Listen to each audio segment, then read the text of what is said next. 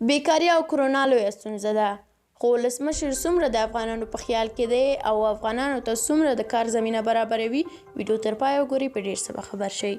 ولسمشر محمد اشرف غني تېره شپه له کرونا سره د مبارزې بیړنۍ کمیټې له غړو سره کتنه کې ټینګار کړی چې د ملي پراختیا شرکت به د یوې میاشتې په لړ کې 40,000 کسانو ته د کار زمینه برابره کړي. بلخوا د ملي پراختیا شرکت مشر عبدالرحمن عطاش ولسمشر ته خطاب کې ویلي چې 40,000 کسانو ته د کار پیدا کېدو پلان ترتیب شوی دی او ډېر ژر به عملي شي. د هغه په وینا د 40,000 کسانو د ګمارنې پروسه به راتلونکې اونۍ په کابل او هرات ولایتونو کې پیل شي. ولسمشر پر داسې مهال 40,000 کسانو ته د کار کولو زمینه برابرېدو خبره کوي چې تازه کابل او هرات ولایتونه قرنطین شوي دي.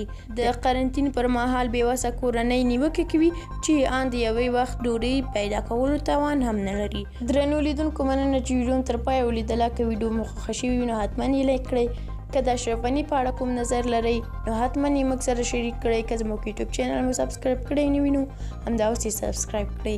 تر بلې ویډیو الله مو مل شه.